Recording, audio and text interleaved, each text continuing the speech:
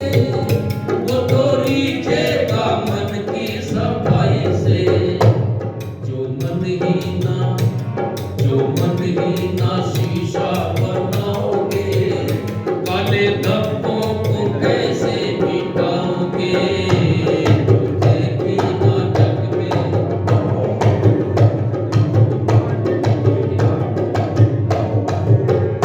List पापों की,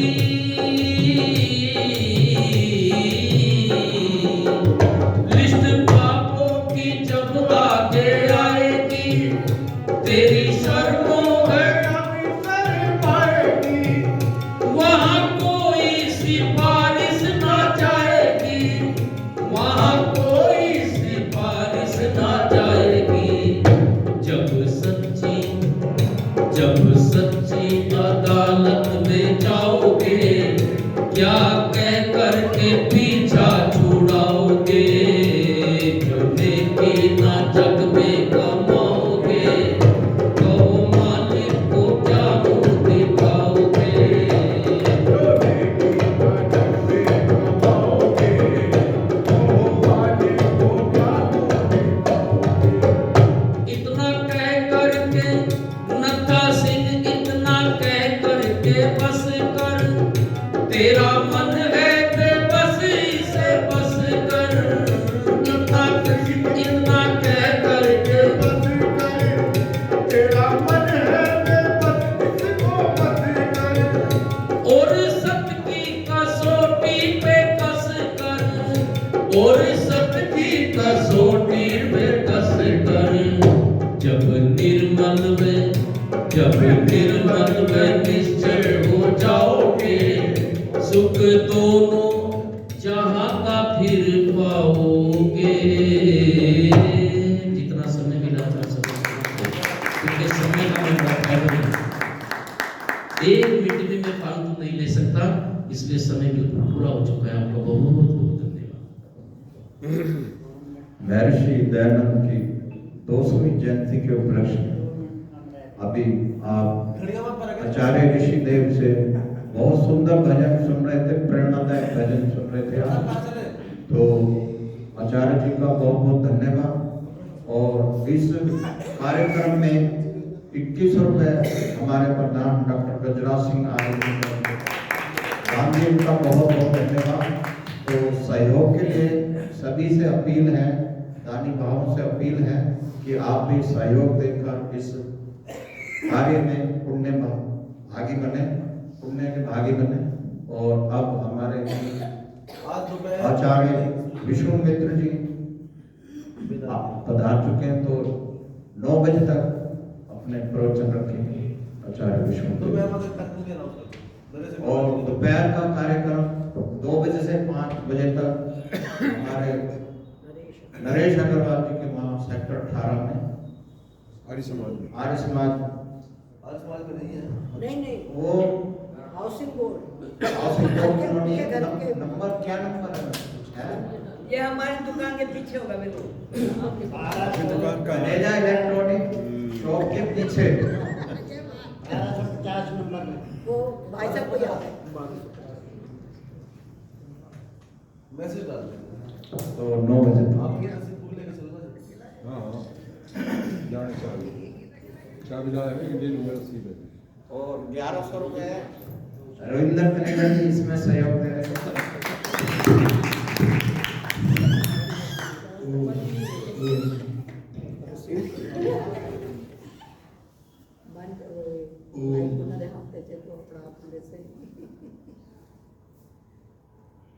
आइए सभी मिलकर आचमन के संध्या के आचमन मंत्र का पाठ करेंगे।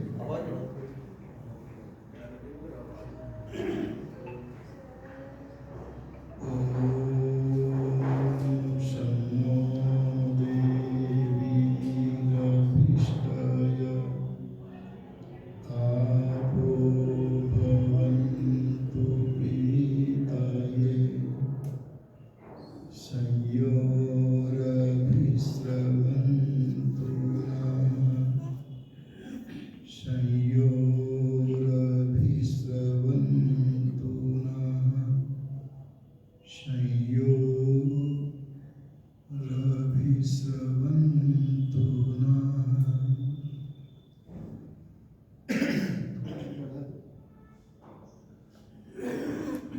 व्याख्यान वेदी पर विराजमान हमारे समादरणीय भजनोपदेशक माननीय ऋषिदेव पथिक जी, हमारे सहयोगी आदरणीय राजकुमार जी, अपने समाज के प्रधान माननीय डॉक्टर गजराज सिंह आर्य जी, ठीक हो गया, हमारे आदरणीय संचालक महोदय, मंत्री जी, मंत्री भी हैं, मंत्री प्रवर श्री रविंद्र तनेजा जी, आदरणीय विमला ग्रोवर जी, समस्त मातृशक्ति धर्मनिष्ठ महानुभावों, ठीक चल रहा है।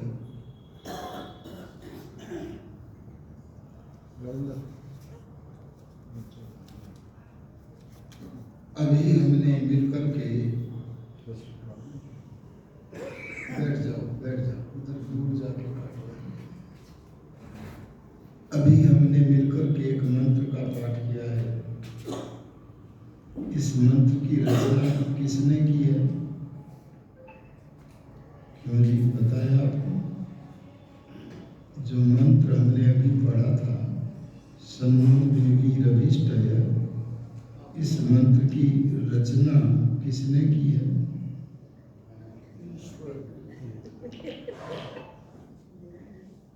अरे बोल दो। देखो ये पुरुष वर्ग आगे है,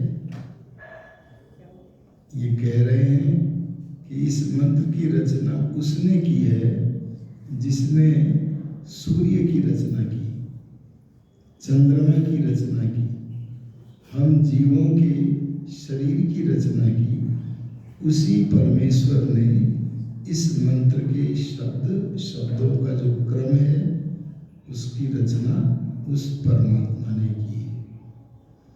तो इस मंत्र का रचयिता कौन है? परमात्मा है। आया समझ? किसी दिन बताएंगे परमात्मा ने कैसे बनाया। जैसे आप लोगों को पता है रोटी कैसे बनाते हैं, क्यों जी? आटे को पीसते हैं, आटे में पानी डालकर गूंथते हैं, तवे पर उसको पहले गोल गोल बनाकर फिर धरते हैं, सब प्रक्रिया पता है। ऐसे परमात्मा वेद की रचना कैसे करते हैं, ये विषय भी आर्य समाज से अनेक बार बताया जाता है। बस हम सावधान नहीं रहते, उस प्राप्त किए ज्ञान को संभाल करके नहीं रखते, तो समय आने पर बता नहीं पाते कि जब वेद का रचयिता परमात्मा है, तो वेद के भीतर जो मंत्र हैं उनकी रचना करने वाला भी बोलो परमात्मा है।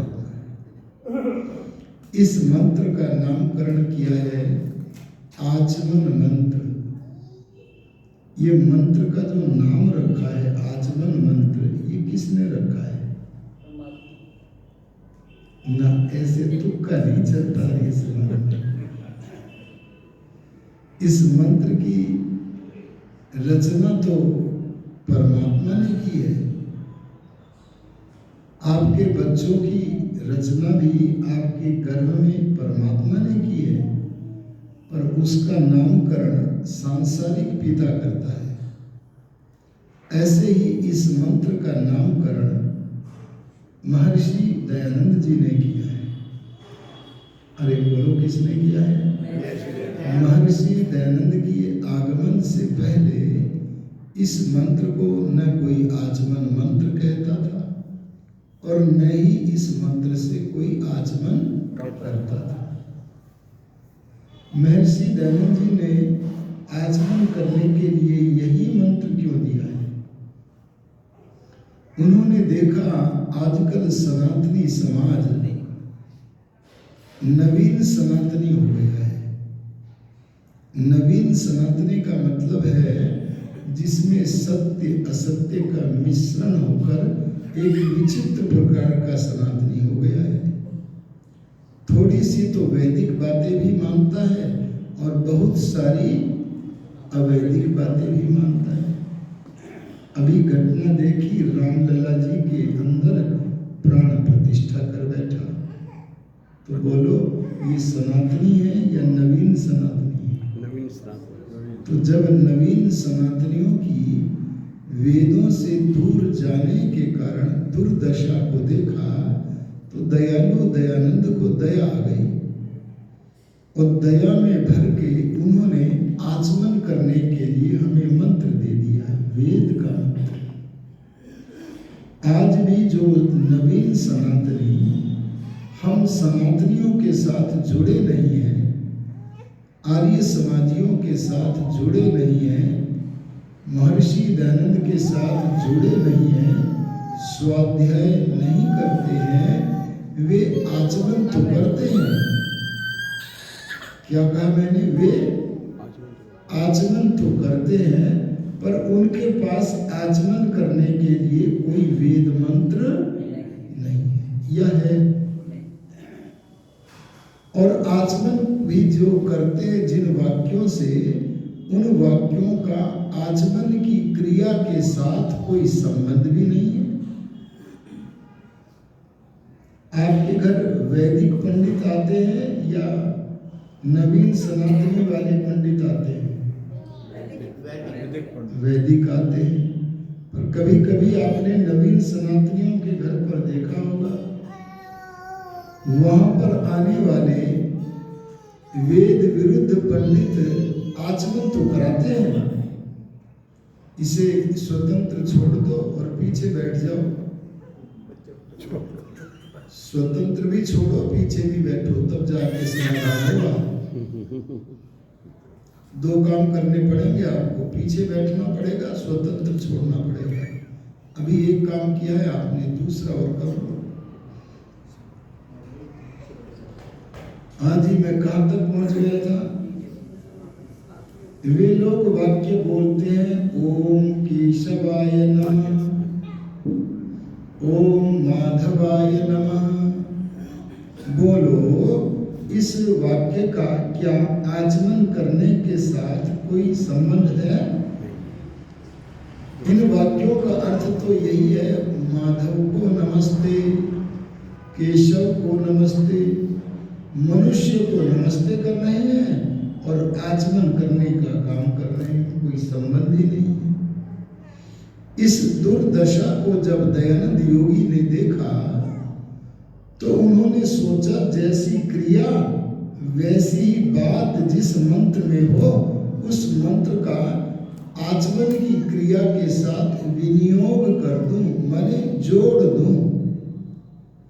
तब उनके हाथ में ये यजुर्वेद का बनाया हुआ मंत्र, भगवान का बनाया हुआ मंत्र मिला। इसमें ऋषि दयानंद ने क्या देखा? इसमें एक पद देखा, आपः। अरे बोलो, क्या देखा?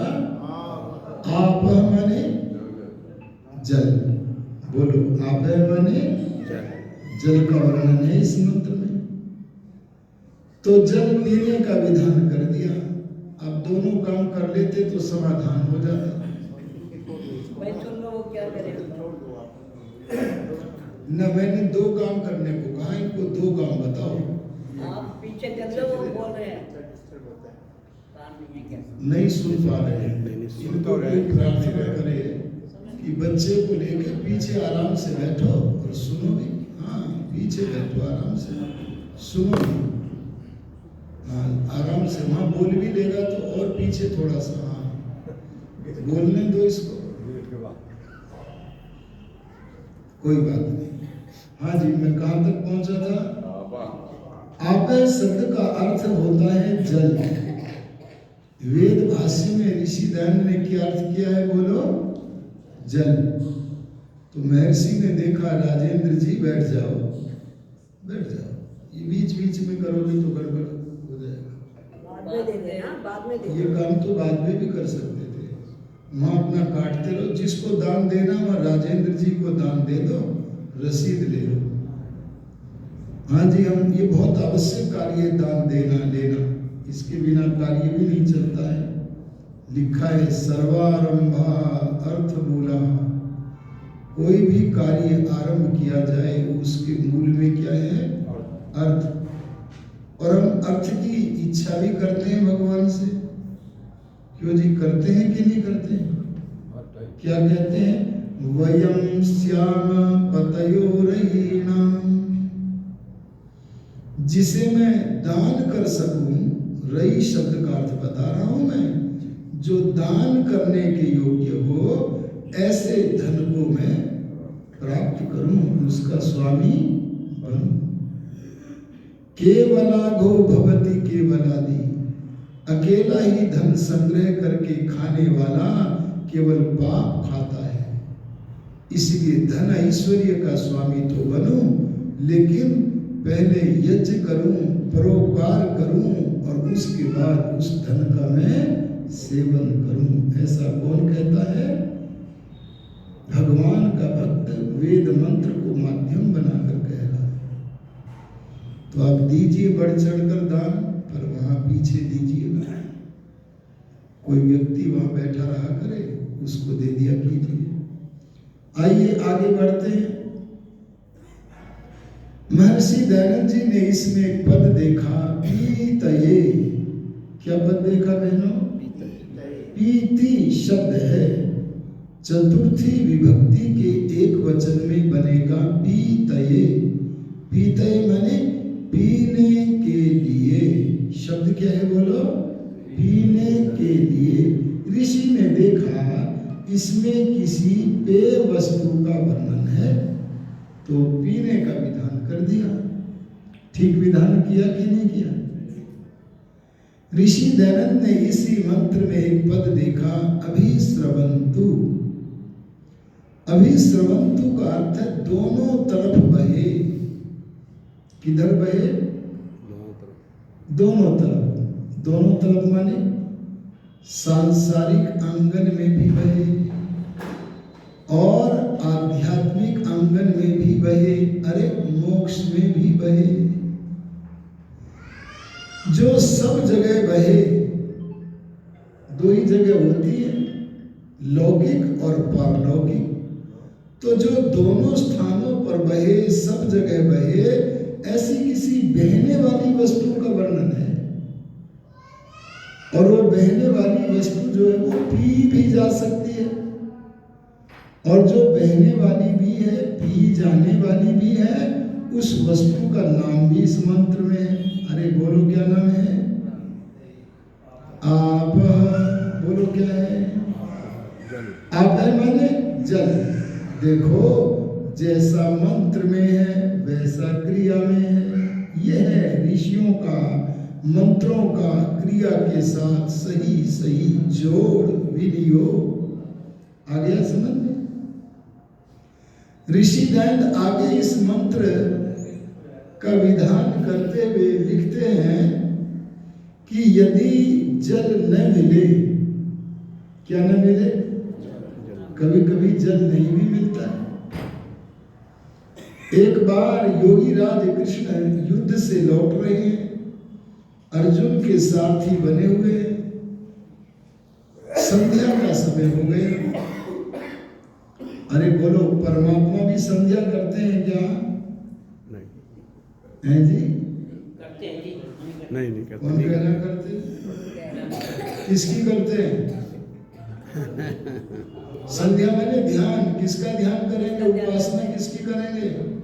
परमात्मा किसका जो ध्यान उनसे करेंगे? बड़ा है, परमात्मा से बड़ा कौन है? संत है, कृष्ण भगवान था, राम भी। अपनी उपासना नहीं, परमात्मा से बड़ा कौन है? कोई नहीं। नहीं ना।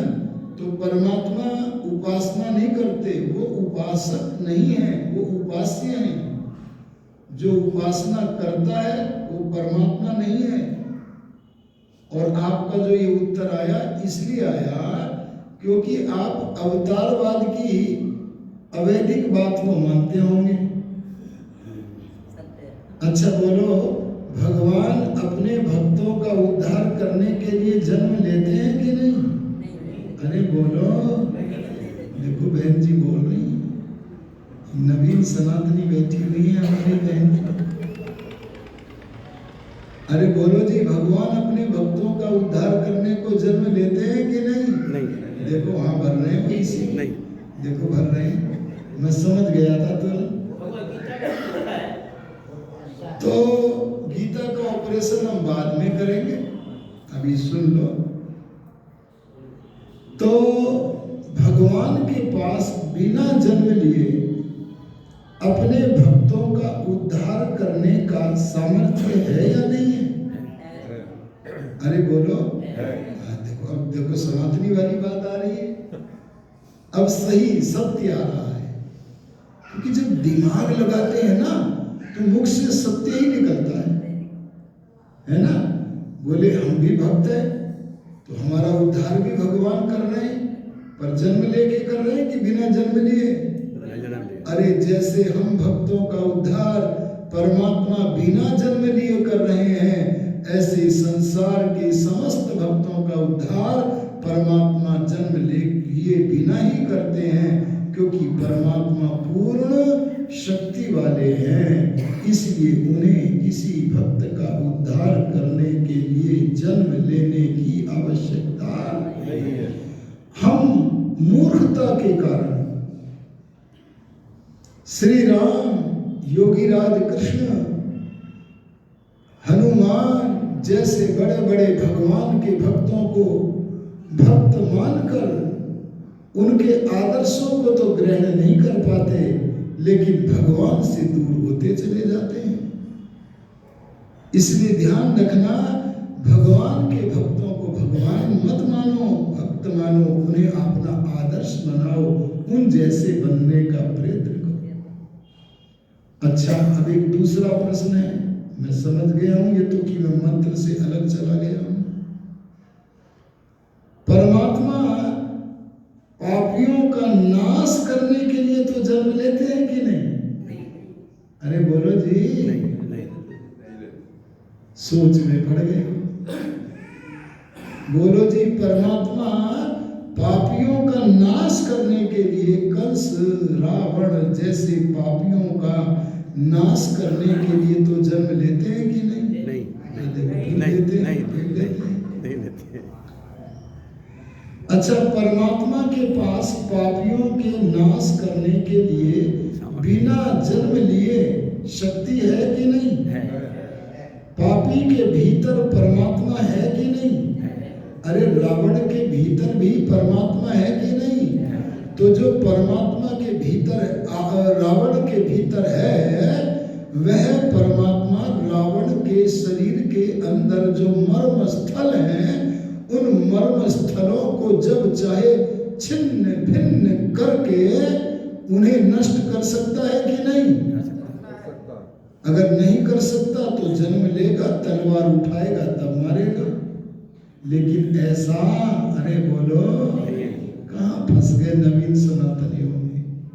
फंस क्या गए? खुद हो, इसलिए हो क्योंकि आर्य समाज में कम आते हो, इसलिए फंस गए हो, क्योंकि सत्यार्थ प्रकाश को पढ़ते नहीं हो। सत्यार्थ प्रकाश वह मार्ग है जो हमें धीरे धीरे वेद की तरफ ले जाता है। अरे बोलो, किसकी तरफ ले जाता है? ईश्वर क्या है? सनातन। अरे आत्मा क्या है? सनातन। ये सुनो जी, प्रकृति क्या है? सनातन।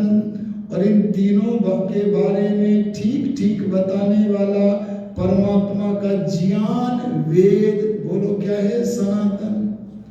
अब सामाजिक संचार माध्यम पर एक नया शब्द उछल गया है।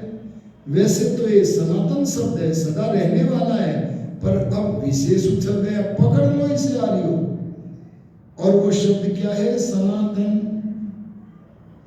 सच बात तो ये कि विश्व में सच्चे सनातनी केवल आर्य लोग ही हैं, पर स्वागत है उनका जो सनातन को मानते तो, जानते तो नहीं है, पर अपने को सनातनी मानते हैं, उनका भी स्वागत है। हमारे काम आएंगे वे। अरे बोलो, आएंगे कि नहीं आएंगे?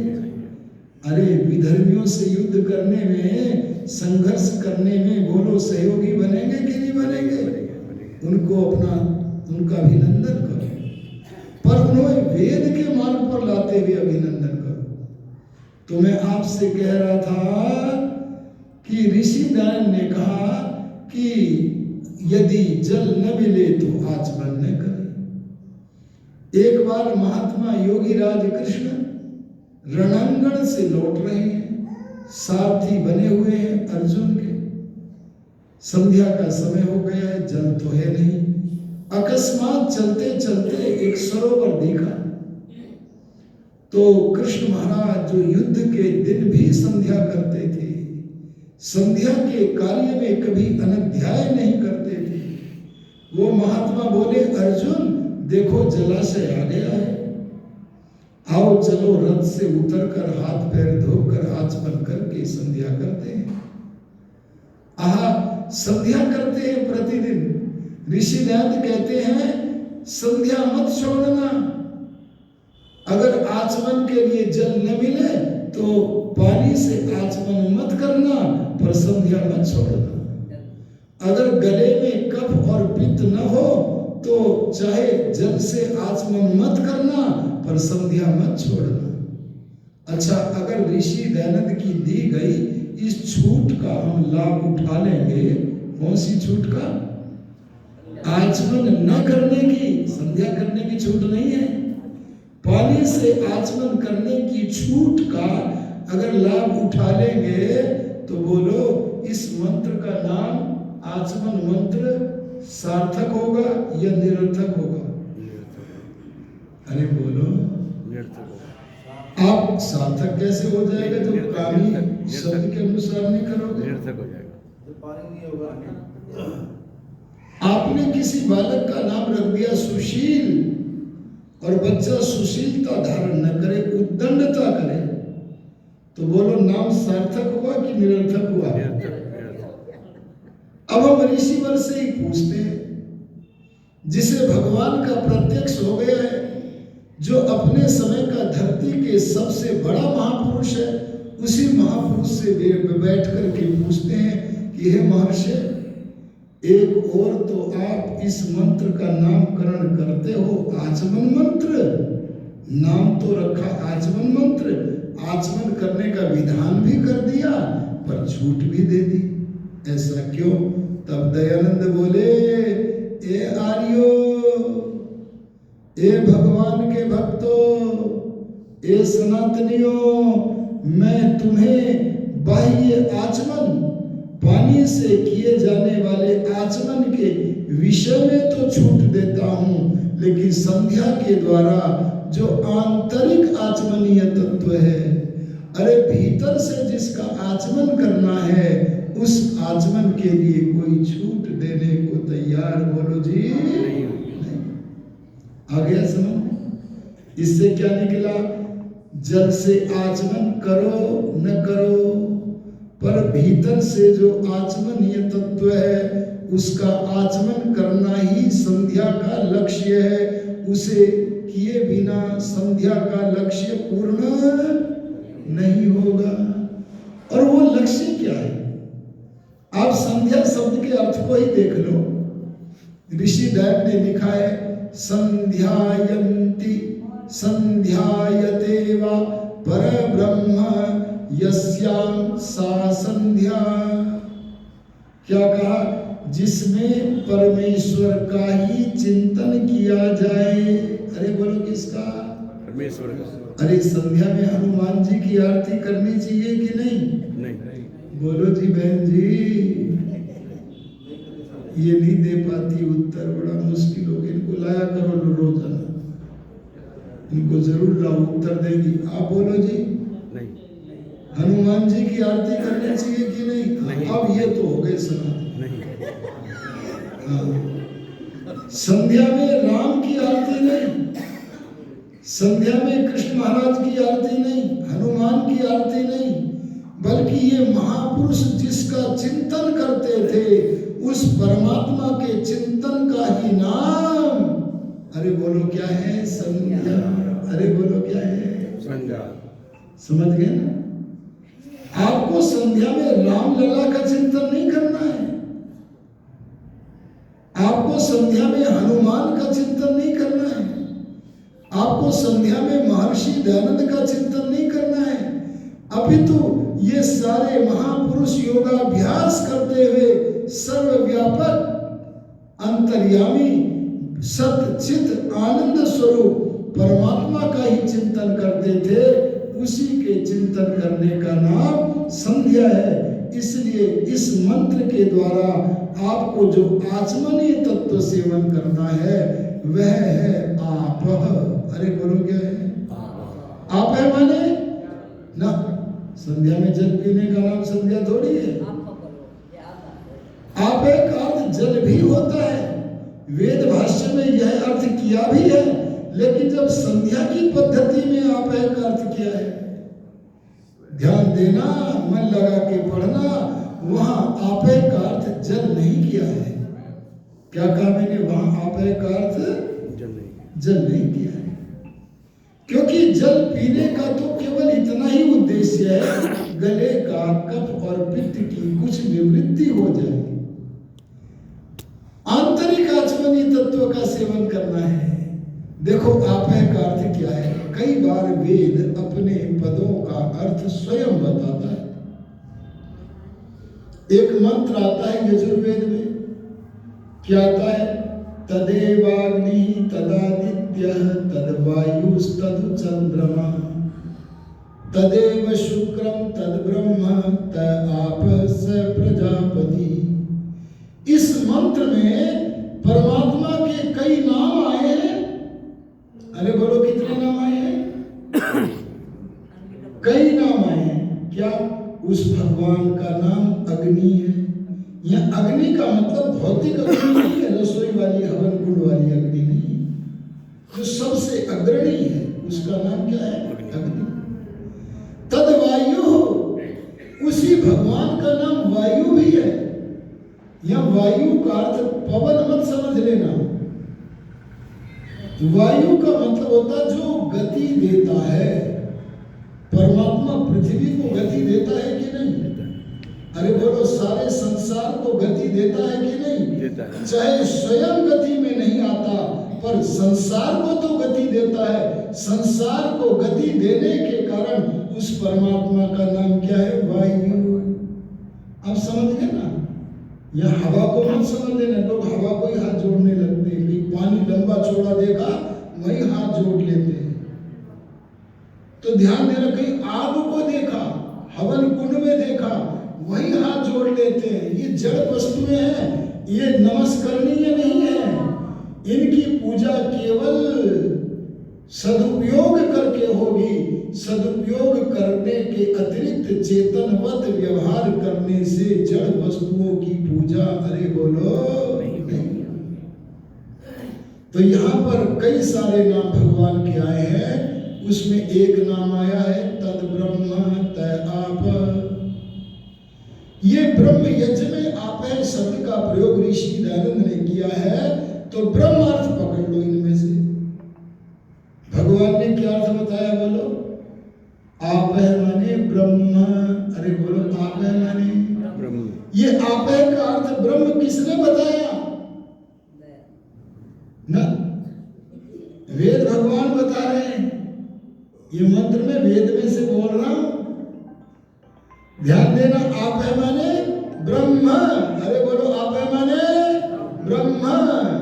और देखो हम हवन में भी बोलते हैं, ओम आपो, सबसे पहले आ गए, ओम आपो ज्योति रस अमृतम ब्रह्म। यहां भी ब्रह्म आ गया। तो आप का अर्थ क्या बना? अरे बोल दो, ब्रह्म। आप माने आ गया ना। अब संध्या में जब बैठो तो आप का अर्थ जप करने लगना। तब संध्या में बैठ करके आप का भगवान का बताया हुआ यही अर्थ याद रखना, आप माने ब्रह्म। अच्छा, कभी ब्रह्म का आचमन किया है? अरे 40 साल हो गए किसी को 50 साल हो गए, पानी पीते पीते हो गए, संध्या में पानी का आचमन करते करते हो गए। पर ब्रह्म तो हाथ लगाना, कैसे करें उसका आचमन? चलो, जिन्होंने किया उन्हीं से पूछते हैं, वह ब्रह्म कैसा है? जिसका आचरण करने हमारा लक्ष्य है। हम ऋषियों के पास चले। अरे बोलो किसके पास चले? ऋषियों के पास। ऋषि कौन होते हैं? जिसे ब्रह्म का दर्शन हो गया है। अरे बोलो जिसे ब्रह्म का दर्शन हो गया है। ये बड़े बड़े विद्वान आपके यहाँ आते हैं ना, ये विद्वान भी होते हैं, संत भी होते हैं, साधु भी होते हैं, पवित्र आत्मा भी होते हैं, लेकिन ये ऋषि नहीं है। अरे ऋषि तो केवल वह महापुरुष है जिसे भगवान का प्रत्यक्ष हो गया है, भगवान के दर्शन साक्षात्कार हो गया है। ऐसे ऋषियों के चरणों में चलो और उन्हीं से पूछो कि हम तो पानी पीते पीते, पानी का आचमन करते करते बहुत समय बीत गया, पर हमारे हाथ भगवान नहीं लगा।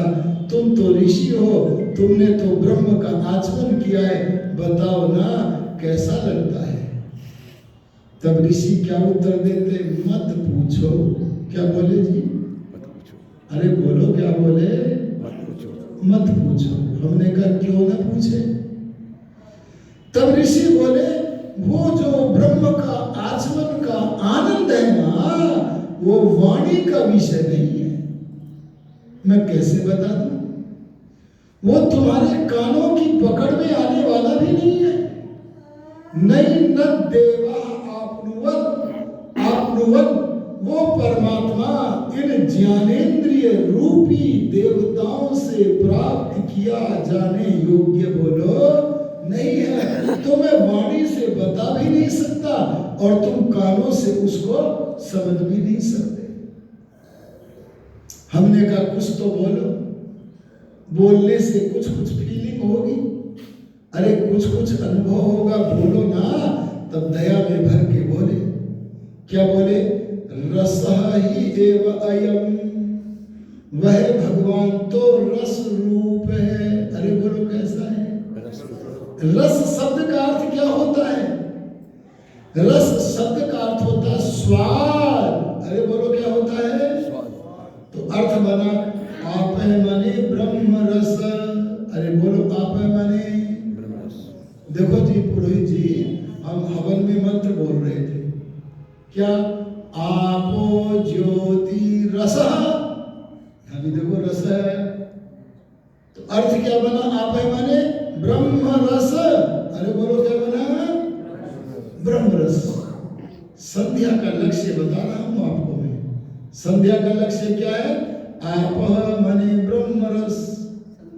अच्छा रस तो बहुत होते हैं दुनिया में, पर वो रस तो ब्रह्म रस है। अरे बोलो कौन सा रस है? अरे समझ लो जरा, गंभीर हो जाओ। ब्रह्म माने देखो, शब्दों के अर्थ पकड़ोगे नहीं तो अर्थ का पता लगेगा। ऋषि दयान का सत्यार्थ प्रकाश का पहला समोल्लास पढ़ना। ऋषि दयान ने ब्रह्म का अर्थ किया सर्वेभ्यो बृहत्वाद ब्रह्म, जो बड़ा ही नहीं है, बड़े तो हम सब हैं। अरे बोलो हैं कि नहीं? हम भी बड़े हैं, पर हम किसी से छोटे भी हैं। अरे भाई सही है कि नहीं है? हम किसी से बड़े हैं तो बोलो किसी से छोटे भी हैं। पर ब्रह्म का अर्थ ऋषि दयान ने ये नहीं किया बड़ा, बल्कि उन्होंने ब्रह्म का अर्थ सत्यार्थ प्रकाश के पहले समोल्लास में किया सर्वेभ्यो बृहत्वाद ब्रह्म, जो सबसे बड़ा है। राम बड़े हैं, कृष्ण बड़े हैं, हनुमान बड़े हैं, पर सबसे बड़े अरे बोलो नहीं है। आ गया जी? हाँ देखो, ये देखो सदुपयोग हो गया प्रवचन। मैं जी आप भी मन लगा लो, उनकी तरह चतुरा बन जाओगी। ध्यान दीजिए, बिल्कुल कान खोल के, आंख खोल के सुनो, ज्ञान की आंख भी खोल के सुनो। ब्रह्म का अर्थ बड़ा नहीं है। हनुमान बड़े थे, राम बड़े थे, कृष्ण बड़े थे, दयानंद बड़े थे। हम सब भी बड़े हैं, पर हम किसी से बड़े हैं तो किसी से छोटे भी हैं। पर जो सत्ता किसी के तुल्य नहीं, सर्वेभ्यो बृहत्वाद ब्रह्म, सबसे बड़ी थी, सबसे बड़ी है और सबसे बड़ी ही रहेगी, जिसका रिकॉर्ड संसार में कभी कोई तोड़ नहीं सकता। उस महान विक्रमशाली परमात्मा का नाम बोलो, क्या है जी? राम जी भगवान का रिकॉर्ड तोड़ देंगे क्या? नहीं, अरे बोलो नहीं ये तो माना 400 पार पहुंच जाएंगे उनके नाम पे, पर भगवान का रिकॉर्ड तो नहीं टूटेगा ना। इसलिए ध्यान देना, क्या श्री राम सूर्य बना सकते हैं?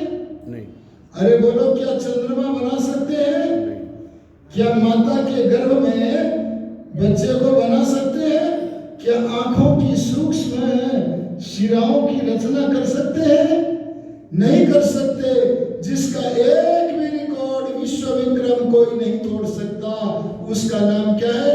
ब्रह्म। ब्रह्म माने सबसे बड़ा, अर्थ बना ब्रह्म रस का सबसे बड़ा रस।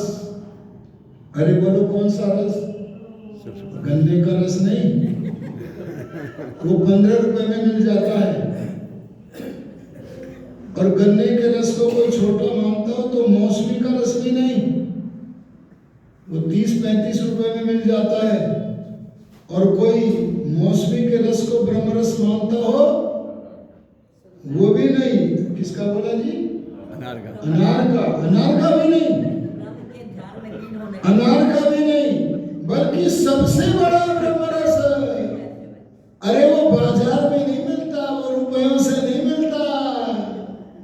समाधि निर्धूत मनस्य चेतसो निवेशितस्यात्मनि यत् सुखं भवेत् न शक्यते वर्णयितुं गिरा तदा स्वयं तदन्तःकरणेन गृह्यते। कहाँ मिलेगा? समाधि से धो लिया है। अरे बोलो किससे? समाधि से। समझ गए किससे धोना है? समाधि मिलेगी बाजार में? समाधि से धो लिया है जिसने, क्या? अंतःकरण के मैल को। तब ऐसे पवित्र मन वाला आत्मा जब परमात्मा में प्रवेश करता है, तब परमात्मा जो कि आनंद स्वरूप है, उसमें प्रवेश करने से आनंद से आप्लावित हो जाता है। आनंद से बोलो भर जाता है। उस आनंद का नाम बोलो क्या है? ब्रह्म रस। अरे खीर में आनंद है कि नहीं? संध्या क्यों कर रही? मैं बताओ, खीर में आनंद मान रही हो? संध्या की क्या जरूरत है? ना, आनंद है ही नहीं, क्षणिक भी नहीं है, वो दूसरी वस्तु है। समय नहीं हुआ, कल बताएंगे खीर में क्या है। अच्छा, माँ का सच्चा प्यार मिल जाए। अरे बोलो, माँ का क्या मिल जाए? सच्चा प्यार। अरे पिता का सच्चा प्यार, अरे गुरु का सच्चा प्यार, अरे पति पत्नी का, भाई का, बहन का सच्चा स्नेह मिल जाए, ये भी आनंद नहीं है, ये है मानसिक सुख। अरे बोलो क्या है? मानसिक सुख। और खीर में मिलेगा शारीरिक और इंद्रियों का सुख, प्रकृति से मिलने वाला सुख। लेकिन आनंद का खजाना तो न प्रकृति है न आत्मा है, ब्रह्म रस का खजाना तो जो इंद्रियों से नहीं, जो मन से नहीं, आत्मा स्वयं ग्रहण करता है, वह ब्रह्म रस का खजाना तो परमपिता परमात्मा ही है। आप है शब्द की ही व्याख्या हो चुकी है, शेष चर्चा भविष्य में करेंगे। अब यथा समय अपनी वाणी को विरमित करते हैं। ओम शम।